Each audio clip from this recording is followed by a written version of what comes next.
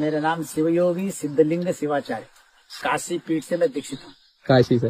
काशी से। संसार में क्या है? अन्न ही प्राण है, प्राण ही जीव है, जीव ही शिव है। संसार में हर प्राणी अन्न खाता है, उसके अंदर प्राण दौड़ रहा है। प्राण दौड़ रहा तो जीव दौड़ रहा है। ठीक है। और जीव जब तक दौड़ेगा तब तक शिव घूमता रहेगा, है ना? बिल्कुल। हाँ, इसीलिए इस संसार में अगर जानना, निराकार और साकार भगवान दो रूपों में है। कोई व्यक्ति कहता है खड़ा होके भगवान यहाँ बैठे, ऐसे बैठे हैं, किसका ध्यान कर रहे हैं? भगवान किसी और को ध्यान नहीं कर रहे, अपने अंदर ही। इसीलिए कोई बोलता है ना, व्यक्ति जब साधना करना है तो अपने अंदर महसूस करो, बिल्कुल अपने अंदर देखो, बाहर मत देखो। हम भी बोलते हैं ना, आंख बंद करके देखा तो भगवान दिखेगा, आंख खोल के देखा तो संसार दिखेगा। आंख खोला तो सारा संसार दिखेगा, ये दुकान के कान, खाना पीना। अंदर देखा तो भगवान दिखेगा। अंदर सच्चाई है, बाहर झूठा है। हम इस झूठ के संसार से सच्चाई की ओर बढ़ना है, बिल्कुल, है ना? ये इसीलिए हमको भगवान ने 100 साल का उम्र दिया महसूस करने के लिए।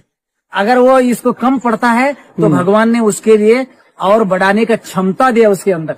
बिल्कुल। वो कैसे? साक्षी भाव से। साक्षी भाव से अपनी उम्र की बदलाव कर सकता है व्यक्ति। बिल्कुल। हाँ, ठीक है। ये कई लोग तुमको बताए भी होंगे। हाँ, ठीक है। हाँ। इसीलिए पुराने साधु संत ऋषियों ने नहीं, हाँ, जो सांस है हाँ, उसको गाया गया राम। वो कहा कबीरदास, जैसे कृष्ण को कहते हैं, हाँ, लोग गीता में कहते हैं, हाँ, तो वास्तव में वो शिव और शक्ति स्वरूप है। इसीलिए ईड़ा और पिंगला कहते हैं। ईड़ा मतलब चंद्र, पिंगला मतलब सूर्य। सूर्य स्वरूपा शिव है, चंद्र स्वरूपा पार्वती है, शक्ति। ये दोनों मिला के जब जाते हैं रुद्र स्वरूपा में, परम शिव। परम समाधि बताइए आप। समाधि में बोल रहा ना, समाधि में यही साक्षी भाव में निरंतर रहेगा। जो साक्षी भाव में रहने लगता है वो, ये दोनों जब चलने लगता है एक्टिविटी, सुषुम्ना म्हणजे एक आदमी का अभी तो चलता नहीं है। सुषुम्ना चलने का टाइमिंग एक दिन में 12 बार चलता है, दिन में 6 बार, रात में 6 बार। ठीक है। अगर जो साध लिया इस स्वरों को, उसका तो आधा घंटे में चलने लगता है, स्वर बदलने लगता है।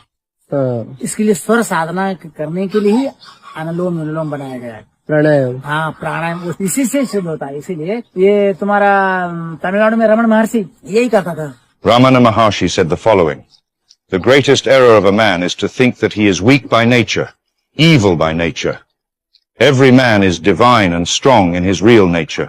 What are weak and evil are his habits, his desires and thoughts, but not himself." नाना प्रकार के ऋषि होके गए, वो सब ऐसे ही करते थे साहब। शिव